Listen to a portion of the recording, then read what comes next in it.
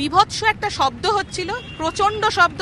রাত্রিবেলা তো ঘুমানো যায়নি, মনে হচ্ছিল দরজাগুলো অটোমেটিক খুলে যাবে। বাড়ির লোকের সাথে যোগাযোগ করতে পারছি না, মোবাইলে টাওয়ার নেই। তো প্রকৃতির এরকম ভয়ঙ্কর রূপ এই ফার্স্ট টাইম এসে দেখে মানে টোটালি স্পেল বাউন্ড।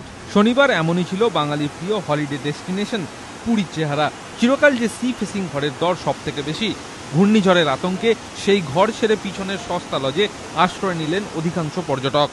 বিভিন্ন রকমের বড় বড় হোটেলগুলো, সেখান থেকে সমস্ত পর্যটকরা এসে অপেক্ষাকৃত কম সস্তার লজগুলোতে ভেতরের দিকে ঢুকে গেছে, কারণ সেগুলোতে তারা মনে করেছিল যে সেখানে হয়তো সমুদ্রের জল যাবে না বা সাইক্লোনের প্রকোপ সেখানে কিছুটা কম হবে।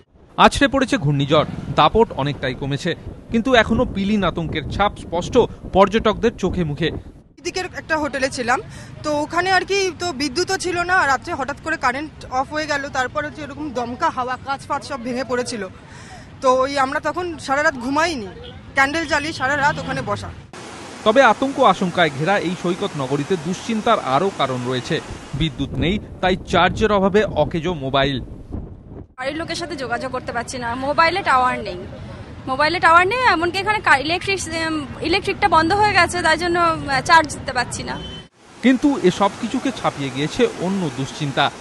সব থেকে বড় সমস্যা যেটা এখানে বাঙালি পর্যটকদের হয়েছে, যে এরকম একের পর এক মেরিন ড্রাইভ জুড়ে যে একের পর এক এটিএম কাউন্টার রয়েছে, বিভিন্ন রাষ্ট্রায়ত্ত ব্যাংকের, বেসরকারি ব্যাংকের যে এটিএম কাউন্টার রয়েছে, সেই সমস্ত এটিএম কাউন্টার কিন্তু এখনো পর্যন্ত বন্ধ।